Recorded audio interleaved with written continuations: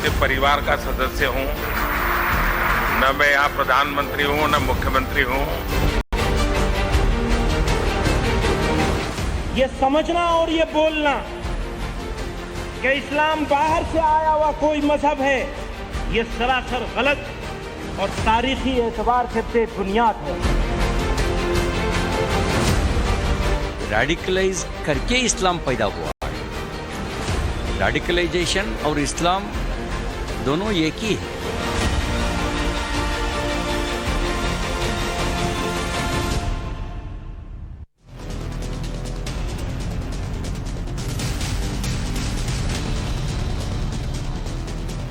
नमस्कार, times now Bharat पर देश के सबसे पसंदीदा डिबेट शो राष्ट्रवाद में आपका स्वागत है। आपके साथ मैं हूं राकेश पांडे। राष्ट्रवाद यानी देश से बढ़कर कुछ भी नहीं। क्या मोदी मुसलमानों को जोड़ रहे और मदनी भड़काने में लगे? क्या मजहब के नाम पर मदनी ने भड़काऊ पैगाम दिया है? दिल्ली के रामलीला मैदान में जमीयत उलेमा हिंद का 34वां अधिवेशन जारी है। इसी अधिवेशन में अपने संबोधन के दौरान जमीयत उलेमा हिंद के चीफ मौलाना महमूद मदनी की जुबान बहकती चली गई। मदनी ने कह दिया कि देश में मुसलमानों पर अत्याचार हो रहा, अदालतें सरकार के दबाव में काम कर रही हैं, सरकारी दबाव में कोर्ट के फैसले मुसलमानों के खिलाफ जा रहे हैं। इतना ही नहीं, मदनी के निशाने पर मीडिया भी रही। मदनी ने मीडिया पर मुसलमानों के खिलाफ प्रोपेगेंडा फैलाने का आरोप लगा दिया। मदनी ने यह भी कह दिया कि यूएपीए का इस्तेमाल मुसलमानों के खिलाफ हो रहा। यह तो बात मदनी की हुई। वहीं कल पीएम मोदी बोहरा समाज के बीच में थे। वो तस्वीरें भी आपको दिखा रहे हैं। 1 महीने के भीतर पीएम दूसरी बार बोहरा समाज के बीच पहुंचे थे और उन्होंने साफ संदेश दिया कि वो बोहरा समाज के लिए परिवार के सदस्य की तरह है। पीएम मुसलमानों को जोड़ने की कोशिश कर रहे हैं। इस पर हम आगे बातचीत करेंगे, लेकिन पहले सुनिए मौलाना मदनी के भड़काऊ बोल। ये तअस्सुर आम हो रहा है कि अदालतें रियासत के दबाव में काम कर रही हैं। अक़लियतों के आईनी हुकूक और दस्तूर के बाद बुनियादी उसूलों की तशरीह की ऐसी मिसालें सामने आई हैं जिन्होंने अदालतों के किरदार पर भी सवालिया निशान लगा दिया है। इस्लाम इसी मुल्क का मजहब है और सभी मजाहिब में, सारे धर्मों में, सारे रिलीजन में सबसे पुराना मजहब है। ये निचली अदालतों से लेकर सुप्रीम कोर्ट तक हम हजारों अफराद के मुकदमात लड़ रहे हैं। यही हमारी तकदीर में रह गया है। खासतौर से उन लोगों के मुकदमात जिनको यूएपीए और दहशतगर्दी के दीगर कवानीन के तहत बेजा गिरफ्तार किया गया है। नीज ये बात भी आमतौर से देखी जाती है कि फसादात के मौके पर मारे भी मुसलमान जाते हैं, लूटे भी जाते हैं और उल्टा उनको ही कसूरवार ठहराकर कैदोबंद की सजा दी जाती है। मुतअद्दिद रियासतों के जरिए मजहबी तब्दीली के खिलाफ कानून साजी का मकसद मजहबी आज़ादी जैसे बुनियादी हक को नुकसान पहुँचाना और उसकी आड़ में अक़लियतों को निशाना बनाना है। इन कवानीन की ज़बान इस कदर मुबहम है कि वो खुद मजहबी आज़ादी के लिए संगीन चैलेंज है जो आईन हिंद का बुनियादी हिस्सा है। मीडिया ने कोरोना के दौर में तबलीगी जमात और दीगर इनफरादी वाक़यात को जिस तरह एक कौम की इज्तिमाई गलती के तौर पर पेश करने की कोशिश की, वो इंतहाई शर्मनाक, शेमफुल है। इसी तरह हाल में एक मुस्लिम लड़के के ज़रिए एक गैर मुस्लिम लड़की के कत्ल जैसे इंसानियत सोज जुर्म को मुस्लिम शनाख्त देकर मुसलमानों को शैतानी किरदार के तौर पर पेश किया गया। उसने समाज के ताने बाने को बखेरने में बड़ा किरदार अदा किया है, जबकि समाज के दूसरे हिस्से के लोगों ने भी वैसे घिनौने काम अंजाम दिए तो मीडिया ने खामोशी इख्तियार कर ली। मौलाना मदनी के भड़काऊ बोल आपने सुने। वैसा पहली बार नहीं है जब मदनी के भड़काऊ बोल सामने आए। इससे पहले भी वो कई बार विवादित बयान दे चुके हैं। अब आगे आपको पीएम के बोहरा समाज के साथ की तस्वीर दिखाते हैं। अभी तक आपने मुसलमानों को भड़काने की तस्वीर देखी, बयान सुने। अब देखिए कैसे दूसरी ओर पीएम मोदी मुसलमानों को जोड़ने की कोशिश कर रहे हैं। 1 महीने के भीतर कल पीएम मोदी दूसरी बार बोहरा समुदाय के बीच थे। पीएम ने कल बोहरा समाज के लोगों के साथ रोटी बनाई, टिफिन भी पैक किया। मोदी के साथ समुदाय के 53वें दाई अल मुतलक सैयदन मुफदल सैफुद्दीन भी मौजूद थे। इस दौरान पीएम मोदी ने 2 टूक कह दिया कि मैं ना तो सीएम हूं ना तो पीएम हूं। मैं आपके बीच आपके परिवार का सदस्य बनकर आया हूं। मेरा आपसे जुड़ाव 4 पीढ़ियों का रहा है। सुनिए। आप सभी के बीच आना मेरे लिए परिवार में आने जैसा होता है।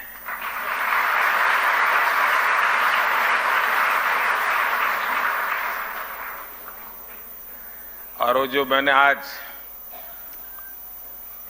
आपकी वीडियो देखा, फिल्म देखी, तो मेरी एक शिकायत है और मैं चाहूंगा कि इसमें सुधार कीजिए। आपने बार बार उसमें माननीय मुख्यमंत्री और माननीय प्रधानमंत्री कहा है। मैं आपके परिवार का सदस्य हूं, न मैं यहां प्रधानमंत्री हूं न मुख्यमंत्री हूं।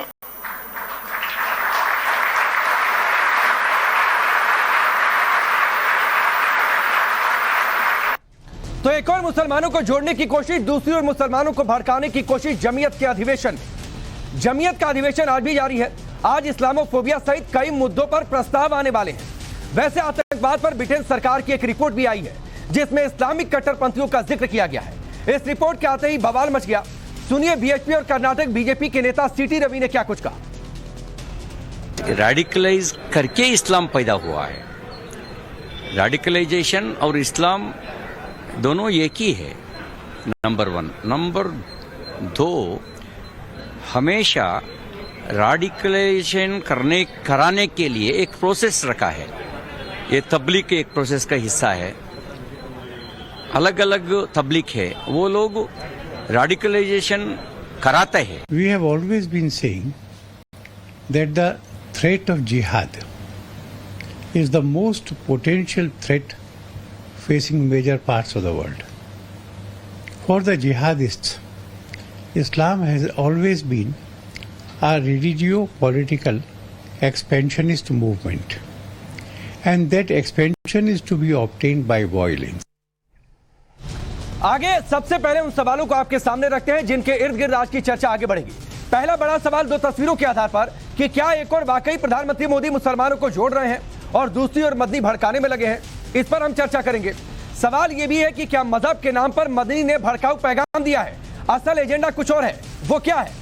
सवाल यह भी होगा कि क्या 24 में मुसलमान मोदी को चुनेंगे, मदनी रोक नहीं पाएंगे? क्या होगा विपक्ष का एजेंडा? चलिए आपका परिचय आज के मेहमानों से करवाते हैं। हमारे साथ अवनिजेश अवस्थी जी स्टूडियो में मौजूद हैं, पॉलिटिकल एनालिस्ट के तौर पर। विवेक विराट जी हिंदू धर्मगुरु हमारे साथ मौजूद हैं। एचएस रावत जी हिंदू धर्मगुरु हमारे साथ मौजूद हैं। प्रेम कुमार जी पॉलिटिकल एनालिस्ट के तौर पर मौजूद हैं। मुफ्ती मंजूर जियाई जी जो कि फाउंडर हैं ऑल इंडिया इल्मो हुनर फाउंडेशन के। रंगरेज मेहरदीन हमारे साथ जुड़े हुए हैं। आप सबका बहुत बहुत स्वागत है। और शुरुआत में मेहरदीन रंगरेज आपसे करता हूं, जो बातें मदनी साहब ने कही हैं, जरा बताइए क्या मुसलमानों पर अत्याचार हो रहा है? क्या मीडिया ने प्रोपेगेंडा चला दिया? कौन सा कोर्ट का फैसला मुसलमानों के खिलाफ चला गया? देखिए, उन्होंने जितनी भी बात कही है मैं सारी एक बार दोहरा देता हूँ। यूएपीए सिर्फ मुसलमानों के खिलाफ जो है वो काम कर रहा है। सरकार के दबाव में कोर्ट काम करते हैं। मुस्लिमों के खिलाफ धर्मांतरण का कानून के खिलाफ काम हो रहा सबसे, और मीडिया भी भेदभाव करती है। और बुलडोजर की कार्रवाई से लेकर लिंचिंग से लेकर लव जिहाद से लेकर हिजाब, कोरोना, हलाल फीड और आईएस जिहाद, पता नहीं किस किस तरीके के जिहाद के मामला जो है हमारे देश में मुसलमानों से जोड़कर जो है ये पेश करते हैं। तो कि मैं एक बात कहना चाहूंगा, अगर जो मदनी साहब कह रहे, बिल्कुल कह रहे, देश में आज कट्टरता का जो माहौल है 2014 के बाद से, जो मुसलमानों के खिलाफ जो एजेंडा जो था बीजेपी का, जो वो 100 और 150 साल से जो उनका एजेंडा था, आरएसएस का, बीजेपी का, बजरंग दल का और बीएचपी का, वो आज बढ़ रहा है। और उसका नतीजा आज मुसलमानों को भुगतना पड़ रहा कि आज सेकंड सिटीजन मुसलमानों को समझा जा रहा है भारत में। उनको आज प्रमाण देना पड़ता है। रावत साहब मैं आपके पास आऊंगा, रावत साहब मैं आऊंगा। मेहरदीन रंगरेज आपने 1 मिनट जिन्होंने आजादी की लड़ाई में से लेकर और आज तक कभी भी देश के में 52 साल तक देश का रावत साहब मैं आऊंगा। मेहरदीन रंगरेज आपने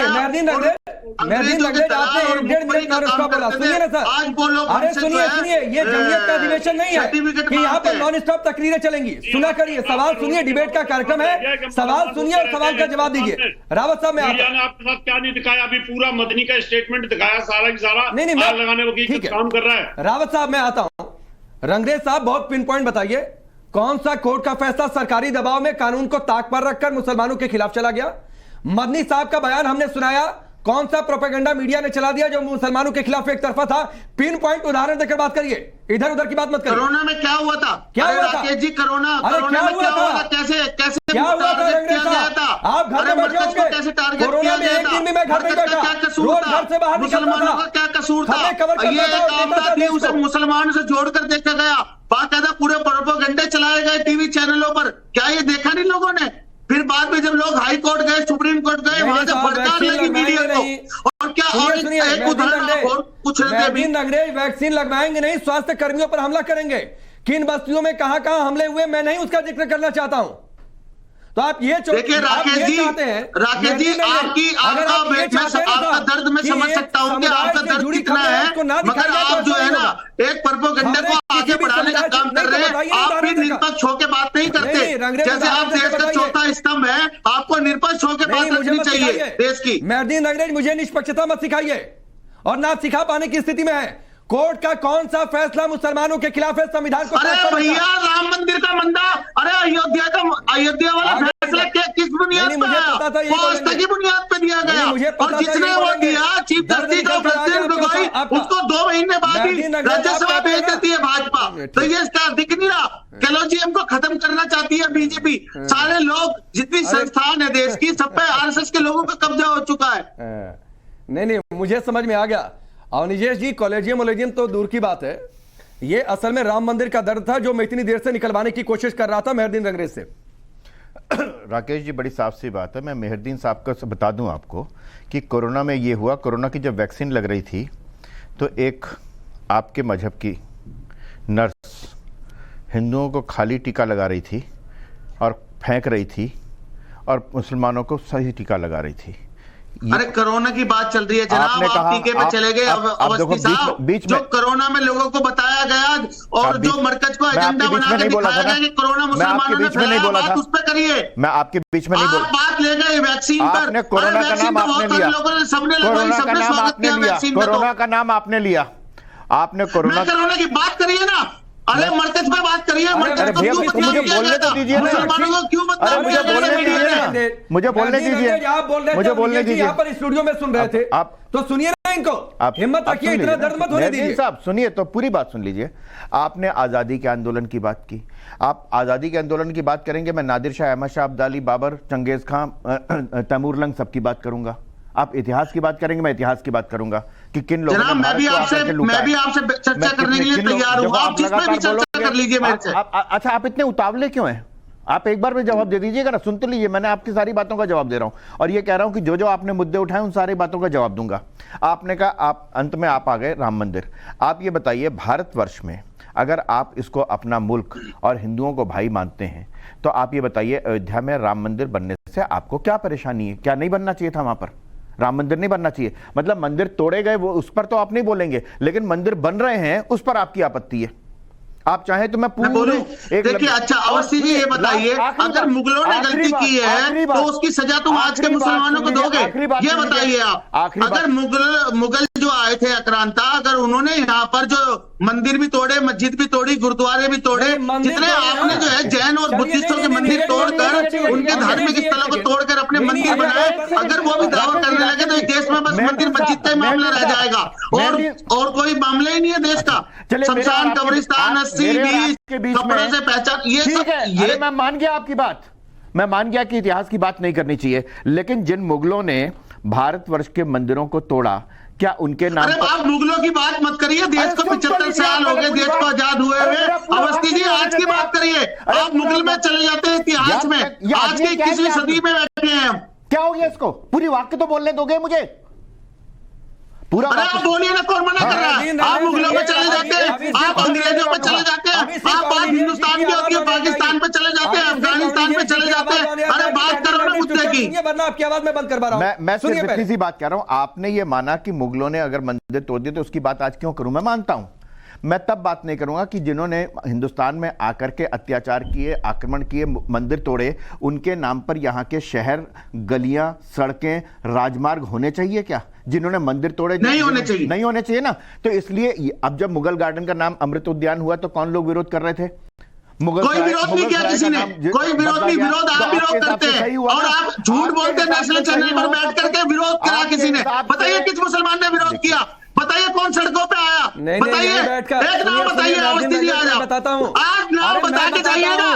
मैं भी आज लग रहा नाम मैं बता के बताता जाइए ना हूं, किसने यहीं पर इस वीडियो विरोध में किया, बैठकर मैंने डिबेट किया अमृत था। उत्सव का किसने विरोध किया, भोपाल बता के का जाइए एक आज। गांव है, इस्लामपुर, आज उसका बता नाम के जाइए जगदीशपुर देश कर दिया गया। के प्रसिद्ध उसके जवाब में राष्ट्रवाद मुगल गार्डन के की चैनल को डिबेट उसमें की। शो इसी में डिबेट बता के में जाइए। चिल्ला चिल्ला कर विरोध किया गया, इसी डिबेट में बैठकर चिल्ला चिल्ला कर विरोध किया गया। और मगर किसी ने नहीं किया, प्रेम जी भी किसी ने नहीं किया, आप ही करते हैं विरोध, ठीक है सर, आप ही विरोध करते हैं, आप ही लोगों को भ्रमित करते हैं, आप ही लोगों को भड़काते हैं। कोई मुसलमानों ने कोई विरोध नहीं किया, मुसलमान को कोई विरोध है इस बात से। मैंने पूछा कोर्ट का कौन सा फैसला मुसलमानों के खिलाफ चला गया, तो असल दर्द राम मंदिर का है, जो बन रहा है वो इनके निकाले नहीं निकल रहा, और वो कोर्ट का फैसला इनको मुसलमानों के खिलाफ लग रहा, कोर्ट की भी नहीं मानेंगे।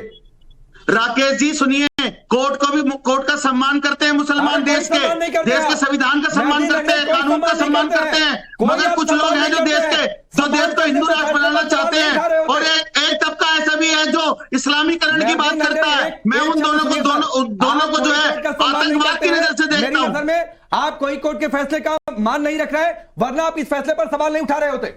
नहीं, सवाल उठाना मेरा संवैधानिक अधिकार है, मैं सवाल करता रहूंगा, मैं मौत तक करता रहूंगा कि बाबरी मस्जिद हमारी थी, है और रहेगी इंशाअल्लाह। हो गया रंगरेज भाई, सुनिए, अकेले आपके लिए कार्यक्रम नहीं है। रावत साहब, उस मुद्दे पर उन बातों पे आते हैं। राकेश जी, उन्होंने कहा था कि इस्लाम सबसे पुराना है, सारे धर्मों से पुराना है। इनको ये पूछना चाहता हूं रंगरेज को कि हिंदुस्तान में इस्लाम कब आया। और दूसरी चीज वो कहते हैं कि भाई हम सबसे पुराने, तो मैं कहता हूं कि 1444 साल पहले इन्होंने अल्लाह की किताब कुरान यहां पर आई। उससे पहले कौन सी किताब आपके पास है जो ये शो करती हो सबसे पुराना इस्लाम? मोहम्मद मदनी की बातों को आप सपोर्ट कर रहे हो। बताओ इस्लाम हिंदुस्तान में कब आया, और आपके पास 1444 से पहले कौन सा ऐतिहासिक सबूत है जो धार्मिक ग्रंथ हो या अल्लाह की कोई किताब हो? तो 1400 साल क्या कम होते हैं? अरे तो सबसे पुराने हो गए क्या 1400 साल? वेद तो 5000। अरे भैया आप पुराने हो, मान लिया हमने, आप पुराने हो, मगर हमारे पे जुल्म मत करो, हमें मत मारो, बुलडोजर की कार्रवाई हमारे मकानों पर मत लगाओ, हमारे पे यूएपीए मत लगाओ, हमें जेलों में मत डालो, हमारे साथ अत्याचार बंद कर दो, हमारी लिंचिंग करनी बंद कर दो। भाई हमें माफ कर दो, हम तुम्हारे भाई हैं, हमें मोहब्बत से रखो अपने साथ। क्या आप सच्चे हो? आप झूठ पे झूठ बोले जा रहे हो, टोपी पहन करके लगातार। मदनी झूठ पर झूठ बोले जा रहा है। इस्लाम सबसे अरे झूठे तो तुम हो यार, जवाब दो ना। अभी अच्छा अभी आओगे तुम्हारी, उतारोगे तुम्हारी, तुम कितने बड़े झूठे और मक्कार आदमी हो, मैं बोलूं क्या? उससे पहले तो महावीर जैन थे। अरे सबसे बड़े झूठे मक्कार आदमी हो तुम। तो झूठ क्यों बोलते हो? झूठ क्यों बोलते हो इतनी? आपको अरे क्यों झूठ बोलते हैं? अरे हम सच बोलते हैं हमेशा, झूठ तुम बोलते हो। तुम डराते हो हिंदू भाइयों को मुसलमान भाइयों से, तुम डरा के राजनीति करते हो। ठीक है, अच्छा तुम जैसे गुंडे करते हैं हिंदू भाई को डराते हैं मुसलमान भाइयों से। डरने की जरूरत नहीं है, मुसलमानों के दिल में रहते हैं हिंदू भाई, और हिंदू भाई के दिल में मुसलमान रहता है। आप भड़काते हैं हिंदू भाइयों को, हमारे मुफ्ती मंजूर हमसे दूर करना चाहते हैं उनको। हो गया रंगरेज भाई, रावत साहब हो गया। मुफ्ती मंजूर जियाई साहब, अगर कोई भी बिना किसी धर्म को देखे, अगर कोई गैर कानूनी गतिविधियों या फिर आतंकी गतिविधियों में लिप्त होगा, तो क्या इसलिए उस पर कोई धारा ना लगे क्योंकि वो मुसलमान है? मुर्तजा पहुंचा था, उस मुर्तजा के समर्थन में गोरखनाथ मंदिर पर अटैक करने के लिए क्या क्या बातें कही गई कि दिमाग का फिरा हुआ है साहब, अल्प बुद्धि है, भड़काया गया है उसे। नहीं, देखिए, मुल्क के खिलाफ बोलने वाले, मुल्क के खिलाफ गतिविधियों में शामिल होने वाले, मुल्क के खिलाफ किसी भी किस्म की गलत बातें करने वाले ऐसे लोगों को फौरी तौर पे कार्रवाई होनी चाहिए, उनको सलाखों के पीछे जाना चाहिए। ये मुल्क जो है कानून के दायरे में रहकर चलता है, और मुझे उम्मीद है कि अनार्की नहीं है हमारे मुल्क में। हमारा मुल्क पूरी दुनिया में सर्वश्रेष्ठ कहलाता है, इसलिए कि यहाँ पर हर धर्म का सम्मान होता है, और साथ के साथ कानून की बालादस्ती यहाँ पर कायम है। वो लोग जो इस तरीके की बातें करते हैं, ऐसे लोगों के ऊपर में कानूनी कार्रवाई की मांग मैं मुफ्ती मंजूर जियाई करता हूँ। दूसरी अहम बात आपको इस बारे में समझ लेनी चाहिए कि जो भी हार्डलाइनर हैं, चाहे वो हमारी जमात के हो या हमारे भाई साहब की जमात के हों, इस किसी भी हार्डलाइनर को बिल्कुल कोई जगह नहीं है। आपने कल देखा प्राइम मिनिस्टर साहब ने जिस तरीके से बोरा समाज के लोगों के साथ में बैठ करके पूरी दुनिया को क्या मैसेज दिया है। आप जानते हैं कितना बड़ा मैसेज है वो। आज पसमानदा मुसलमानों की हालत को अगर सुधारने की कोई कोशिश हो रही है तो उसकी सराहना होनी चाहिए। लेकिन बात यहाँ पर यह है कि जो जियाई साहब, लेकिन ये कोशिश ना तो यहाँ पर बैठे रंगरेज को सुनाई दे रही है, दिखाई दे रही है, और ना तो मदनी साहब को दिखाई दे रही है। आपको लगता है कि मदनी ने कल जो कुछ कहा वो ठीक कहा? देखिए, मैं आपसे बराबर वजाहत के साथ कहूंगा, एक जिम्मेदार शख्स होने के नाते, जिम्मेदार हिंदुस्तानी होने के नाते, हार्ड लाइन पर बात करने वाले किसी की भी जगह नहीं है और ये कोई स्पेस उन्हें नहीं मिल सकता। और जो लोग भी हार्ड लाइन पर बात करेंगे उस पर कानूनी कार्रवाई होनी चाहिए। और आपके चैनल पर बड़े बड़े विद्वान बैठे हैं, इस बात को बगौर समझ रहे हैं और कह भी रहे हैं आपके सामने, चाहे वो गतिविधियों में शामिल होने वाले हार्ड लाइन जो भी हो, किसी भी धर्म की हार्ड लाइन चला रहे हो, उसकी कोई जगह बिल्कुल नहीं होनी चाहिए। ठीक है। प्रेम जी, आपके हिसाब से मदनी का बोल जोड़ने वाला है कि तोड़ने वाला है या भड़काने वाला है? मैं देखता हूं राकेश पांडे जी कि इसकी टाइमिंग जो है, चाहे प्रधानमंत्री जी वोरा समाज से मिल रहे हैं, जोड़ने का काम कर रहे हैं, और इसलिए कि जोड़ने की ज़रूरत है, उनको बहुत पहले से ज़रूरत है। उनकी पार्टी में एक भी सांसद नहीं है मुसलमान के, और गुजरात में भी उनका भी दाग उन पर है, कभी माफ़ी नहीं मांगी उन्होंने, ये भी एक बात है। दूसरी बात यह है कि जो मौलाना जी कह रहे हैं, भाई मोहन भागवत जी कह रहे हैं, दोनों में बहुत सिमिलरिटी है। मोहन भागवत जी कह रहे हैं हिंदू और मुसलमान दोनों के डीएनए एक हैं, दोनों के पूर्वज श्री राम थे, और बहुत सारे लोग मानते भी इस बात को हैं। और दूसरी तरफ मदनी जी कह रहे हैं कि सबसे पुराना धर्म जो है इस्लाम है और इसी धरती पर हुआ, और मोहम्मद आदम जो थे यहीं पर थे। दोनों की भाषा एक है। कभी संघ की भाषा होती थी कि जो पितृभूमि और पुण्य भूमि जिसकी होगी वो हिंदू है। आज मुसलमान कह रहे हैं कि पितृभूमि तो है ही, पुण्य भूमि भी है, और सबसे पुराने हम इस्लाम में। दोनों की कट्टरपंथियों की भाषा एक ही है, और दोनों पॉलिटिकली किसको सूट करेगा उसके लिए काम कर रहे हैं, एक दूसरे के पोषक हैं। नहीं, मैंने आपसे क्या पूछा था? मदनी का बयान भड़काने वाला, तोड़ने वाला, जोड़ने वाला, क्या लगता है आपको? नहीं, मुझे बताना पड़ेगा। आप तुलना मत करिए ना सर। मैंने मोहन भागवत पर आपसे पूछा नहीं था, ठीक है? मैंने आपसे पूछा मदनी का बयान आपको कैसा लगता है? मदनी का बयान कौन सा ऐसा है जो भड़काने वाला है, आप बताइए, मैं उस पर यस कोर्ट के फैसले सरकारी दबाव में मुसलमानों के खिलाफ जा रहे हैं, मीडिया मुसलमानों के खिलाफ प्रोपेगेंडा फैला रही है, ठीक है? यूएपीए का इस्तेमाल मुसलमानों के खिलाफ सिर्फ हो रहा है, बुलडोजर जस्टिस के नाम पर मुसलमानों के खिलाफ अत्याचार हो रहा है। तो अब मैं बोलता हूं, अदालत के बारे में जो उनका बयान, इसमें कौन भड़क रहा है? इसमें भड़काने वाली ये असहमति की बात, कुछ आपको नहीं लग रहा? असहमति की बात है। नहीं, आप सब हर व्यक्ति की अपनी राय। जमीयत के अधिवेशन में आप ये कह दीजिए कि इस देश की अदालतें तो मुस्लिमों के खिलाफ फैसले सुना रही हैं। नहीं, आपको पता नहीं है संदेश कहां जाएगा? प्रेम जी, इतनी सख्त भाषा आप इतने मासूम तो है नहीं, आपको पता नहीं है संदेश कहां जाएगा? प्रेम जी आपसे एक सवाल पूछ लेता हूं। जी। आप मदनी साहब की बात को कह रहे हैं कि इसमें भड़कने की क्या जरूरत है, कि देश की अदालतें जो हैं वो राजनीतिक दबाव में निर्णय कर रही हैं। आपने कहा ना कि ये ठीक है, आपको देश की एग्जाम्पल नहीं, आपको देश की न्यायिक व्यवस्था में भरोसा है या नहीं है? मैं उदाहरण देता हूं। उदाहरण नहीं, हाँ या ना? अरे मुझे क्यों, पूरे देश को भरोसा करना ही होगा। मैं कह रहा हूं, आप कह रहे हैं अदालत पर भरोसा करना ही अंतिम रास्ता है। प्रेम जी, आप कह रहे हैं कि देश की जो न्यायालय हैं वो राजनीतिक दबाव में फैसले दे रही हैं। आपने माना कि ये बात ठीक कह रहे हैं मदनी साहब? आपने माना ये बात? आपने माना ना ये बात? सुनिए, मैं अपनी बात बोलूंगा ना, आप यस नो करा रहे हैं। मैं कह रहा हूं, आप कह दीजिए मैंने नहीं बोला। नहीं, मैं कह रहा हूं, उदाहरण दे रहा हूं, मैं एग्जांपल दे के बोल दीजिए कि नहीं है, आप अभी भी नहीं मान रही है। राजनीतिक दबाव में होते हैं, बिल्कुल होते हैं। मैं उदाहरण भी दूंगा कि राजनीतिक दबाव में आती है अदालत। आप बताइए ना, स्टेन स्वामी मर गए, उनकी सुनवाई तक नहीं हुई, उनको पीने के लिए जो जूस होता है, पानी होता है, पानी भी नहीं पी पा रहे थे, अदालत ने माफी मांगी, उनके मरने के बाद उनकी सुनवाई नहीं हुई, ट्रायल नहीं हुआ। ये क्या है? प्रेम जी, सवाल क्या है? एक सेकंड, अदालत ने जो माफी मांगी वो किस राजनीतिक दबाव में मांगी? जब अदालत ने किसके दबाव ये आपके लिए, हमारे लिए है? नहीं, अदालत ने, लेकिन स्टेन स्वामी के जीते रहते, और ये राजनीतिक दबाव किसका था? स्टेन स्वामी के जीते जी माफी मांगी। अरे स्टेन स्वामी गुजर गए, आपने अब आप माफी मांग रहे हैं। ये कहा स्टेन स्वामी गुजर गए, ट्रायल तक नहीं हुआ और यूएपीए लगाया गया। और जो सुनिए, नहीं, अब मैं आपसे बड़े विनम्रता से बात कर रहा हूं। इस समय कितने अंडर ट्रायल हैं जिनके बारे में अभी तक सुनवाई नहीं हुई? वो सरकारी दबाव में है सारे अंडर ट्रायल? नहीं, उसमें क्या मजहब के आधार पर अंडर ट्रायल है कि हिंदुओं को न्याय मिल जाए और मुसलमानों को ना मिले? क्या ऐसा है? ऐसा बिल्कुल नहीं है। नहीं है ना? क्यों होगा? यही बस मैं यही चाहता था। ऐसा बिल्कुल नहीं है। इसको जब आज जो है अजय जी, आज छोड़ दीजिए प्रेम जी को खुद नहीं समझ में आ रहा है कि आज वो क्या बोले। नहीं, आपको नहीं समझ में आ रहा है। आप कह रहे हैं कोर्ट को मानेंगे, मैं कहता रहा हूं ना, बताइए ना कौन सा फैसला। कौन सा फैसला सरकारी दबाव में मुसलमानों के खिलाफ कोर्ट ने दिया? आप साबित करिए सर, आप साबित करिए, ने जो भी कहा, मोहन आप साबित करिए ना, आप साबित करिए ना प्रेम जी। नहीं प्रेम जी, ऐसे नहीं होता। आप साबित करिए कोर्ट ने कौन सा फैसला सरकारी दबाव में मुसलमानों के खिलाफ दिया। राजनीति को धर्म से संचालित करना चाहते हैं ये लोग। प्रेम जी पॉलिटिकल पार्टी के पिच पर मत खेलिए। आप बहुत पॉलिटिकल पार्टी के पिच पे नहीं खेल रहे हैं ना सर, दोनों कहां खेल रहे हैं आपको पता है? प्रेम जी आपको पता है, प्रेम जी आपको पता है आप कहां खेल रहे हैं? आपको पता है कहां खेल रहे हैं? आपको पता है कहां खेल रहे हैं सर? आपको पता है कहां खेल रहे हैं? मैं कह रहा हूं एक फैसला कोर्ट का बताइए जो सरकारी दबाव में मुसलमानों के खिलाफ गया हो।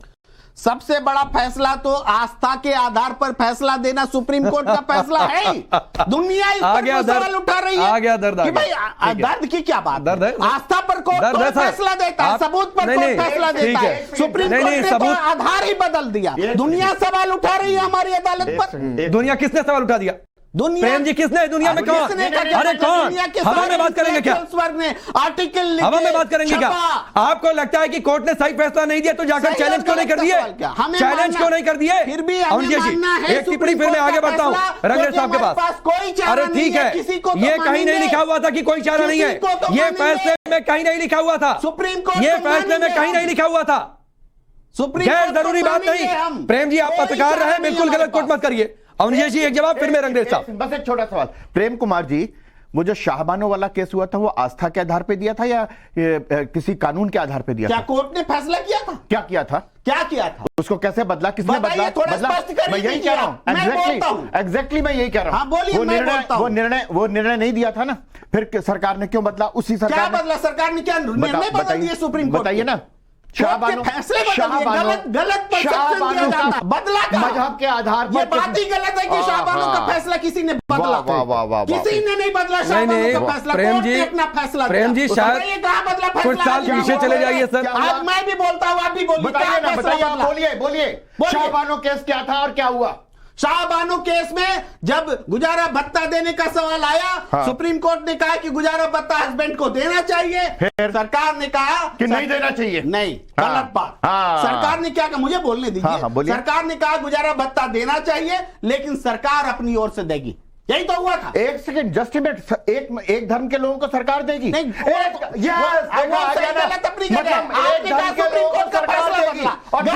दूसरी जगह तलाक होता है, सुप्रीम कोर्ट का फैसला नहीं बदला होता है तो शाहबानो मामले में दूसरी जगह तलाक होगा, गलत पति देगा। नहीं अब एक चीज साफ हो गई। अवनीश जी, प्रेम जी आप समझ गए ना, मैं आगे बढ़ता हूँ। आपने कहा नहीं एक चीज बहुत क्लियर हो गई प्रेम जी, अब आपको पता चल गया होगा आप किस पॉलिटिकल पिच पर खेल रहे हैं। आपको पता चल गया होगा। आप अभी तक कह रहे थे ना कि आप पॉलिटिकल पिच पर नहीं खेल रहे। चलिए मेहरदीन रंगरेज, अगर कोई मुर्तजा जाता है गोरखनाथ मंदिर पर अटैक करता है तो आप लोग चाहते हैं कि मुस्लिम है इसलिए यूएपीए ना लगे। अगर कोई मुस्लिम इंक्रोचमेंट करता है तो आप चाहते हैं वहां पर धर्म देखा जाए मुस्लिम है इसलिए बुलडोजर ना चले। बुलडोजर धर्म देखकर चला क्या? लाइन बोल दीजिए राकेश पांडे जी। लिंचिंग माफी मांगी है प्रधानमंत्री जी, ठीक है ना? बोल सकते हैं आप? नहीं बोल सकते। कश्मीरी पंडितों पर लिंचिंग की माफी मांगी गई क्या इस देश में? कश्मीरी पंडितों पर लिंचिंग की माफी मांगी गई क्या? मॉब लिंचिंग पर माफी मांगिए, गुजरात दंगे पर माफी मांगिए मुख्यमंत्री नरेंद्र मोदी जी। ठीक है, आप नहीं मांग सकते। आप किस पिच पर खेल रहे हैं? कितने बताइए आप किस पिच पर खेल रहे हैं? की बात होती है, आप अपना स्वीकार करें। नहीं ठीक है, को किसने मारा? मॉब लिंचिंग जो सरकार माफी मांगी ना, आप ही की सरकार में सारी घटनाएं घट रही। ठीक है, प्रेम जी नहीं मैं स्टूडियो से बाहर जाता हूं। रंगरेज भाई जो सवाल आपसे पूछा था राकेश जी, बिल्किस बानो के हत्यारे और बिल्किस बानो पर मत जाइए। आपसे जो सवाल पूछा था उस सवाल का जवाब दीजिए। छोड़ा गया किस बुनियाद पर छोड़ा गया उन्हें? उस सवाल का जवाब दीजिए जो सवाल आपसे पूछा। सुप्रीम कोर्ट जाती है तो उसकी सुनवाई को जो है उसकी याचिका को खारिज कर दिया जाता है, तो ये क्या सरकार के दबाव में काम नहीं हो रहा? अच्छा। क्योंकि चुनाव था उसमें गुजरात में, इस वजह से उन्हें छोड़ दिया गया। तो आप कह रहे थे सरकार के दबाव में कैसे कोर्ट काम करती है? मैंने आपको उदाहरण दे दिया। अरे सुनिए, उस पर हमने खूब चर्चा की है। एकदम मैं डिबेट को डिरेल नहीं करने दूंगा। सुनिए मैं डिबेट को बिल्कुल डिरेल नहीं करने दूंगा। दिल्ली में नहीं सुनिए ना, आप कह रहे हैं कि यूएपीए मुसलमानों को देखकर लग रहा है, दूसरे धर्म के लोगों के खिलाफ नहीं लग रहा। क्यों मुसलमानों के खिलाफ ये कानून बनते हैं और ऐसे कानून कौन सा कानून मुसलमानों के खिलाफ है? क्यों फंसाए जाते हैं? कौन सा कानून मुसलमानों के खिलाफ है? तो ये हमारा लोकतांत्रिक अधिकार है ये बात रखने का अपनी। कौन सा कानून मुसलमानों के खिलाफ है? अरे भैया यूएपीए के कानून मुसलमानों के खिलाफ उसमें लिखा है क्या? उसमें लिखा है क्या? नहीं, उसमें लिखा है क्या कि यूएपीए सिर्फ मुसलमानों के खिलाफ लगेगा? देख लीजिए, उसमें लिखा है क्या? आप आंकड़ा निकाल लीजिए कितने लोगों के खिलाफ यूएपीए लगा। क्या दूसरे धर्म के लोगों के खिलाफ? अरे आप निकालिए मेहरदीन अंग्रेज कि दूसरे धर्म के कितने लोगों के खिलाफ यूएपीए लगा है। आप सिर्फ ये चाहते हैं कि मुसलमान है इसलिए यूएपीए ना लगे। रावत साहब, एक तरफा बात, कानून इनके ऊपर लागू नहीं होगा, कानून नहीं मानेंगे, कोर्ट नहीं मानेंगे। इनको रंगरेज साहब को जम्मू कश्मीर में जो 9000 लड़के जो पत्थर फेंक रहे थे, गोली चला रहे थे सेना के ऊपर, उनको राजनाथ सिंह जी ने और होम मिनिस्ट्री ने छोड़ा। वो नहीं दिखाई दे रहे इनको, वो नहीं दिखाई देंगे आपको।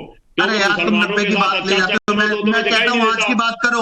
अरे भैया तुम 90 के दशक में चले गए। अरे मैं बात करना चाह रहा हूँ आपकी भैया, आज की बातें करते थे, आज की बात करो, 2023 की बात करो। आज रावत साहब, आज का बताओ कुछ तुम्हारे पास है तो। दिखाई नहीं देता। बिना पढ़े लिखे जब आपके पास कोई तर्क नहीं होता तो आप इतिहास में चले जाते हैं, मगर इतिहास में जाने की जरूरत नहीं है, ना लोग इतिहास जानना चाहते।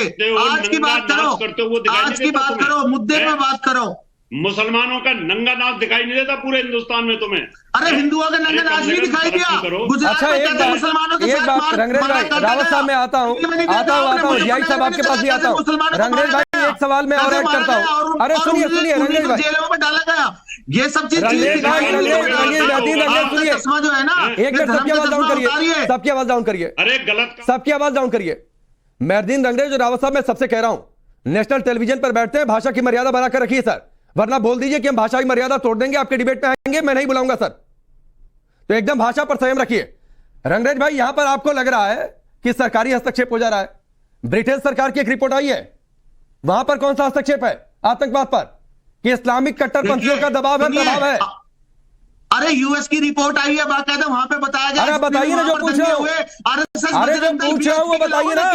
अरे अब तो ये देश से बाहर भी करने लगे, ये हिंसा बाहर भी फैलाने लगे, बाहर मुल्कों में भी हिंसा फैला रहे हैं। अभी आपने कुछ दिन टाइम पहले देखा होगा पांडे जी, कैसे वहां पे हिंसा हुई थी अमेरिका में। कौन थे वो लोग? आरएसएस के लोग, बीएचपी के लोग थे, उन्होंने बैन कर दिया। नहीं, वो सरकार, ब्रिटेन सरकार की रिपोर्ट में जिक्र है, पढ़ लीजिए उसे मेहरदीन अंग्रेज, या तो बोल दीजिए स्वीकार कर पाने की स्थिति में नहीं है। की डॉक्यूमेंट्री भी पूरी पड़ी है, दिल्ली दंगे पे जो रिपोर्ट आई थी, जो पूर्व जजों ने और पूर्व, इसीलिए कह रहा हूँ, नहीं इसीलिए कह रहा हूँ कि आप कोर्ट कानून को नहीं मानने वाले हैं, इसीलिए कह रहा हूँ कोर्ट कानून को आप नहीं मानने वाले हैं। दिखाई गई किस तरीके से दंगा, उसी दंगों को लेकर इस देश की अदालतों में केस चला, कैसे लोगों को केस चला, केस के नतीजे क्या है मेहरदीन अंग्रेज आपको पता है। चलिए ठीक है सर, मुझे पता है सर आप कोर्ट कानून को नहीं मानेंगे। जीआई साहब आप कुछ बोल रहे थे। कहता है इनका सामाजिक बहिष्कार करो मुस्लिमों का, एक सांसद कहती है चक्कू की तेज धार कर लो, मारने काटने के काम आएगी।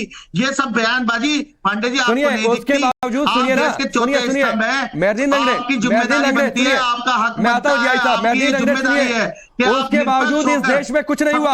सुनिए आपको सिखाया जाता है और मेहरदीन अंग्रेज सुनिए ना, अरे सुनने की मत रखिए। जिन बयानों का आपने जिक्र कर रहा है सबने उसका विरोध किया, उसके बावजूद इस देश में कुछ नहीं हुआ। लेकिन एक बयान और आया था जिसके बाद इस देश में सरतन से जुदा हो गए और इस देश में सरतन से जुदा किनारे लगे, उस पर आपकी जुबान सिल जाती है। चलिए ओखला में और शाहीन बाग में जब ये बोला गया था देश के गद्दारों को गोली मारो, दो लोग सड़क पर आए थे और उन्होंने बाकायदा गोली चलाई थी। शायद आपको दिखाई नहीं दिया, शायद आपको दिखाई नहीं दिया वो, क्योंकि वो आपकी नजरों से दूर हो जाता, क्योंकि राकेश जी आप चश्मा पहन लेते हैं, मगर आपको चश्मा जो है ना आपको बिल्कुल व्हाइट पहनना पड़ेगा जिसमें आपको सब कुछ दिखाई दे। मगर आपको एक कसूरवार कोई दिखाई देता है तो सिर्फ मुसलमान कसूरवार दिखाई देते हैं। हर चीज का कसूरवार मुसलमान है इस देश में आज। क्यों मानते हो? ठीक है जीआई साहब आप कुछ कह रहे थे, फिर मैं अरविंद जी आपके पास आता हूं। देखिए, दो बातें बहुत अहम हैं। जब हम और आप गुफ्तगू करें तो इस बात का लिहाज पूरा रहना चाहिए कि किसी के ऊपर में ऐसी टिप्पणी न की जाए जिससे किसी समुदाय के दिल को दुखे। और भी हमारे रावत साहब ने जिस तरीके की बातों का इस्तेमाल किया, मैं समझता हूं कि उन्हें अपने जुमलों को वापस लेना चाहिए और अपनी बातों को नहीं, उससे पहले मेहरदीन अंग्रेज कर रहे थे। यहाँ तो कोई भाषाई मर्यादा नहीं रख रहा है जी ऐसा। मैंने इसीलिए दोनों लोगों की आवाज डाउन कर दिया। जब यहाँ कोर्ट कानून को लोग नहीं मान रहे तो भाषाई मर्यादा क्या रखेंगे? ठीक है आप मत करिए उनकी, नहीं आप मत करिए, मैं किसी की पैरोकारी नहीं कर रहा। मैंने आपकी भी गलत बात का विरोध किया और उनकी भी गलत बात का विरोध किया, वो आपको दिखाई नहीं देता है। चलिए ठीक है, वो आप अपना सर्टिफिकेट अपने पास रखिए जीआई साहब। देखिए, सबसे इंपॉर्टेंट पहलू यह है कि अगर अंग्रेज ने कुछ गलत बात कहा है, उसे भी अपने तमाम शब्दों को वापस लेना चाहिए। रावत साहब ने अगर कुछ अपने शब्द गलत इस्तेमाल किए, जिस तरीके से मुसलमानों के बारे में अभी जो लफ्ज इस्तेमाल किया उन्होंने, कितना खतरनाक है, कितनी आपके अंदर में हमारे नफरत है। इस नफरत को कम से कम खत्म करके मोहब्बत में तब्दील कीजिए ना। हम मोतदिल लोग हैं, हम हिंदुस्तान की तरक्की चाहते हैं, हम भाईचारा चाहते हैं, हम एक दूसरे के साथ मोहब्बत और उखवत चाहते हैं। जिस तरीके से आज पूरे हिंदुस्तान के अंदर में एक दूसरे के तई मोहब्बत का इजहार करने के बजाय अगर हम नफरतों की बात करेंगे तो ये कहां तक सच होगा। इस तरीके से मोहब्बतें नहीं बढ़ेंगी। अगर हमारे दरमियान खलीज है तो उसको पाटने की कोशिश कीजिए, और प्राइम मिनिस्टर साहब ने उसी खलीज को पाटने की कोशिश की है, और आप लोग उनको भी बदनाम करते हैं, आप उन्हें भी बदनाम करते हैं। और ठीक है जी, आई साहब आपकी आवाज चली गई। अवनीश जी आप कुछ बोल रहे हैं, फिर सीधे अरविंद जी आपके पास। मैं एक बात कहना चाहता हूं राकेश जी, बड़ी साफ सी बात है, जब इसी देश में कश्मीर से लगातार 5 लाख हिंदू परिवारों को निकाला गया। अरे अवस्थी साहब, आपको शर्म नहीं आती? अवस्थी साहब, आप 90 के दशक में चले जाते हैं। अरे जाना जरूरी है। सुनिए रंजन भाई, एक तो सुनिए, एक तो आपकी सरकार है, मेहदीन अंग्रेज, कश्मीरी पंडितों पे रुकवा दीजिए। मेहदीन अंग्रेज, हमारे में हिम्मत है तो जाइए, रुकवाइए। मेहदीन अंग्रेज, आपने मेरे पहले सवाल, अरे सुनिए ना भाई, बात इनकी आवाज डाउन करिए, इनकी आवाज डाउन करिए, बहुत बोल रहे हैं, मगर आपके पास कोई तर्क ही नहीं है। मेहदीन अंग्रेज की आवाज डाउन करिए। मेहदीन अंग्रेज सुनिए, आपने पहले सवाल के जवाब में क्या कहा था? 2014 के बाद सब हो गया साहब, मुसलमानों पर अत्याचार। 2014 के पहले दूसरों पर अत्याचार हो रहा था। जो बातें इन्होंने कही है 90 के दशक, अब आप कह रहे हैं 90 के दशक में मत जाइए। सुना करिए, अरे सुना करिए सर, अभी सिर्फ अवनीश जी की आवाज ऑन एयर, सिर्फ अवनीश जी की आवाज ऑन एयर जाएगी और किसी की नहीं। मैं मेहरदीन जी आपसे ये कह रहा हूं कि तब कोई यहां पर कोई भी व्यक्ति बोला नहीं, कोई शाहीन बाग नहीं बना कि कैसे हमारे हिंदू भाइयों को जम्मू कश्मीर से श्रीनगर से निकाला जा रहा है। कोई शाहीन बाग नहीं बना यहां पर, कोई सिंघू बॉर्डर नहीं बना, कुछ नहीं बना ना। अभी आप क्या कह रहे हैं कि किसी ने कह दिया कि देख करके लो, हम कोई तो कह रहा है आधार कार्ड देख करके सब्जी खरीदो। आप तो आधार कार्ड देख के आपके जैसे लोग, मैं आपकी बात नहीं कर रहा हूं, या एक समुदाय के लोग, कुछ लोग, वो भी मुट्ठी भर भी नहीं है, उंगलियों पे गिनती करने लायक लोग हैं, वो ऐसे लोग जब आधार कार्ड देख करके गोली मारते हैं तो आप लोगों की आवाज नहीं उठती ना प्रेम प्रकाश जी की उठती है। वो कहते हैं लॉ एंड ऑर्डर है, इसमें धर्म मत लाओ साथ में। जो आधार कार्ड देख करके गोली मार रहा है वो क्या है? वो लॉ एंड ऑर्डर है। अभी आप कह रहे हैं कश्मीरी पंडितों को वहां आधार कार्ड देख करके मार रहे हैं, और जाएंगे और पक्का जाएंगे। जब कश्मीर में पंडित रहेंगे, निश्चित रूप से रहेंगे। और वहां की जो हालत है ना इस समय, जितने गए हैं पिछले 1 साल में, जितने टूरिस्ट गए हैं उतने पिछले 20 साल 30 साल में नहीं गए थे। कश्मीर फिर वापस अपनी उस पर लौटेगा। तैयारियां चल रही हैं, कोशिशें हुई हैं। अरविंद जी, एक और प्रधानमंत्री मोदी कोशिश कर रहे हैं कि मुसलमानों के साथ कैसे जुड़ाव बढ़े, कैसे साथ लेकर चले। कल बोहरा समाज के बीच में थे और कल ही मदनी साहब का भड़काऊ बयान आ गया। इसमें आपको कोई क्रोनोलॉजी दिखती है क्या? देखिए राकेश पांडे जी, तारीफ करनी होगी नरेंद्र मोदी जी की कि वो हमेशा 140 करोड़ भारतीयों की बात करते हैं। जब वो गुजरात में मुख्यमंत्री थे तब भी वो 6 करोड़ गुजरातियों की बात करते थे। कभी भी उनके जबान से हिंदू मुसलमान की बात नहीं निकलती। मैं तो कहूंगा कि मदनी साहब को अपने समाज के लोगों को तैयार करना चाहिए भारत के संविधान का आदर करने के लिए और भारत के कानून का आदर करने के लिए, क्योंकि उनके समाज में कुछ चुनिंदा लोग हैं जो बात बात पर धर्म को सामने लाते हैं और कहते हैं कि हमारा धर्म इस बात की इजाजत नहीं देता है। तो वो यदि अपने समाज को आगे बढ़ाना चाहते हैं और देश के प्रति उनका लगाव है, तो उनका पहला कर्तव्य बनता है कि अपने समाज को तैयार करते कि आप लॉ एंड ऑर्डर का पालन करिए और सभी भारतीयों का सम्मान करिए। लेकिन दुर्भाग्य से इस देश में जो कानून है, नियम है, संविधान है, केवल ये मान लिया गया है कि एक ही वर्ग के लिए और दूसरे वर्ग पर वो चीजें लागू नहीं होती। और यदि कोर्ट भी लागू करने का प्रयास करता है तो संसद का विशेष सत्र बुलाकर उसमें अधिनियम लाकर चेंज कर दिया जाता है। सहबानो कांड आपके सामने है। इसी देश में अभी अवनीश अवस्थी जी ने कहा कश्मीरी पंडित हजारों की संख्या में, लाखों की संख्या में शरणार्थी हो गए थे। यहाँ प्रेम प्रकाश जी बैठे हैं, उनके मुंह से कोई शब्द नहीं फूटा होगा। बड़े दुख की बात है, किसी भी भारतीय के साथ अपमान होता है तो उसकी निंदा की जानी चाहिए। लेकिन मानवता की बात करने वाले, संविधान की बात करने वाले, सेकुलरिज्म की बात करने वाले सेलेक्टिव आधार पे अपना मानवता और अपना धर्मनिरपेक्षता दिखाते हैं। इसकी जितनी भी भर्त्सना की जाएगी। ठीक है मौलाना साजिद रशीदी भी हमारे साथ जुड़ चुके हैं। बहुत बहुत स्वागत है आपका रशीदी साहब। जो बातें मदनी जी ने कल कही है, मुझे लगता है आपने सुना होगा, शायद पता नहीं आप वहां पर थे या नहीं थे, ये तो मुझे जानकारी नहीं है। आपको लगता है वो सारी बातें ठीक है उनकी? नहीं, देखिए, मदनी जी ने जो कुछ भी कहा है उसमें गलत क्या है? दूसरे, अभी मैं एक वक्ता को सुन रहा था अभी, उन्होंने कहा कि भाई देश का विभाजन कर रहे हैं लोग, देश को आगे बढ़ाने का काम नहीं कर रहे हैं। आम मुसलमान तो देश की एकता की बात करता है। जब आप बिल्कुल खुलेआम फेसबुक पर, व्हाट्सएप पर कट्टे बेचोगे, रिवॉल्वर बेचोगे, तलवारें बेचोगे, तो देश की विभाजन की बात तो आप उसी फेसबुक और व्हाट्सएप पर सर तन से जुदा की धमकियां भी दी गई। मुसलमान ने तो नहीं दी किसी ने। अच्छा, किसने दिया? मुसलमान ने तो नहीं दी।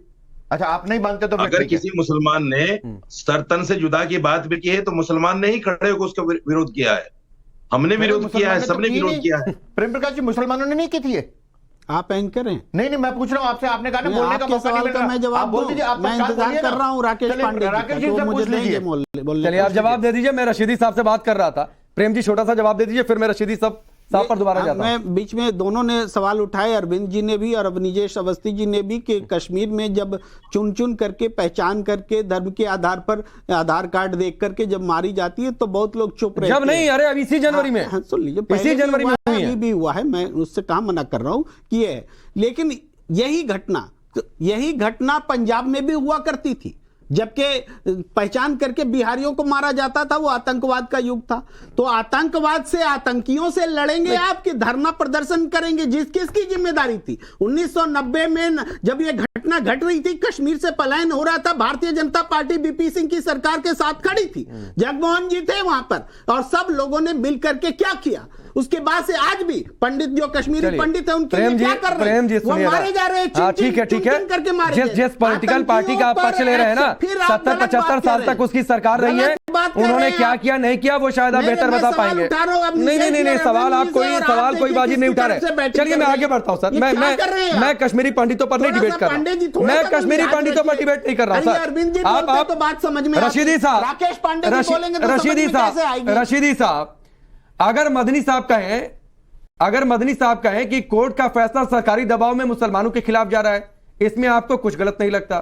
वो कह रहे हैं यूएपीए मुसलमानों के खिलाफ है, इसमें आपको कुछ गलत नहीं लगता? क्योंकि कुछ लोग, तो मैं आपको नहीं कहूंगा, लेकिन कुछ लोग मुर्तजा का पक्ष ले रहे थे, आप ही के समुदाय के लोग, जो गोरखनाथ मंदिर पर पहुंचा हुआ था। बुलडोजर सभी धर्म के लोगों पर चलता है, आप लोगों को लगता है, मदनी साहब को लग रहा है कि सिर्फ मुसलमानों पर चल रहा है। ऐसे थोड़ी नहीं होता है। आपको फिर भी मदनी साहब ठीक लग रहा है? नहीं, हमने कब कहा है कि सिर्फ मुसलमानों पर बुलडोजर चल रहा है? मैंने आप तो नहीं कहा, मैंने कहा मदनी साहब ने कहा। नहीं, आपने कहा ना कि मदनी साहब ने कुछ गलत नहीं कहा। मदनी साहब ने ऐसा नहीं कहा कि बुलडोजर सिर्फ मुसलमानों पर चलता है। मदनी साहब ने कहा है कि बुलडोजर प्रथा जो है ये गलत है। नहीं, उनकी लाइन थी बुलडोजर जस्टिस के नाम पर मुसलमानों पर अत्याचार हो रहा है। अरे भाई साहब सुन लीजिए, किसी भी सरकार को यह अधिकार नहीं है कि आप बिना कोर्ट जाए, बिना सजा तय किए उसका दंड देना। तो कोर्ट में गए थे तो क्या हुआ? कोर्ट ने कह दिया अतिक्रमण इसी तरह हटता है, बुलडोजर से ही हटता है। ये अतिक्रमण आज ही हुआ है क्या? अरे तो आज तक नहीं हटा तो आज भी नहीं हटेगा क्या? नहीं, कल तक नहीं हटा था तो आज भी नहीं हटाएंगे। अरे क्योंकि साहब ये अतिक्रमण एक खास समुदाय के लोगों ने किया। अडानी के घर में बुलडोजर चला दीजिए। वो नहीं चला। प्रेम जी मैं समझ गया, लोग समझ रहे हैं। अरे इतनी पॉलिटिकल राइटिंग ठीक नहीं है प्रेम जी। अरे प्रेम जी, इतनी पॉलिटिकल राइटिंग ठीक नहीं है, ये सच्चाई। आपने काफी टाइम खा लिया। ठीक है रशीदी साहब, एक बात और बताइए, कोर्ट का कौन सा फैसला सरकारी दबाव में मुसलमानों के खिलाफ? सुनिए मेरी बात सुनिए। आपने देखा होगा कि लखनऊ चौक पर जिस तरह से फोटो लगे हैं होर्डिंग पर, क्या ये संवैधानिक है? ये संवैधानिक नहीं है। वो कोई नहीं, वो तो कोर्ट आपने फोटो लगा दी। रशीदी साहब बिल्कुल आपने ठीक कहा, वो कोर्ट देख लेगी कि संवैधानिक है कि असंवैधानिक है, वो देखना हमारा आपका काम नहीं है। लेकिन वो जो चेहरे थे, वो चेहरे जाकर विरोध प्रदर्शन के नाम पर साफ सरकारी बसों को जला दीजिए, गाड़ियों को फूंक दीजिए, तोड़फोड़ कर दीजिए, वो आपको ठीक लगता है? मुझे बताइए 65 सालों में जिन लोगों ने हुकूमत की है, क्या वो देश के संविधान को नहीं जानते थे? वो देश के कानून को नहीं जानते थे? अच्छा, ये नया कानून निकला है अभी। अच्छा, क्या अगर कोई विरोध प्रदर्शन करे तो पढ़ लेना चाहिए ना? पढ़ लेना चाहिए ना, विरोध प्रदर्शन की बात नहीं है। अवनीश जी 10 सेकंड आपके पास, फिर मैं वाइंड अप करूंगा। सुनने की आदत नहीं है आप लोगों को। मेरे बड़ी दिक्कत ये है कि सुनने की आदत दी गई, खरीदी गई बसों को, बनाई गई बिल्डिंगों को आग लगा दे कोई, तो मुझे कुछ नहीं बोलना चाहिए। बाबा राम रहीम वाला याद है ना किस्सा? चलिए वक्त इतना ही है, वक्त इतना ही है। आप सबका बहुत बहुत धन्यवाद। में भी हुआ है, आपने राष्ट्रवाद में फिलहाल के लिए बस इतना ही।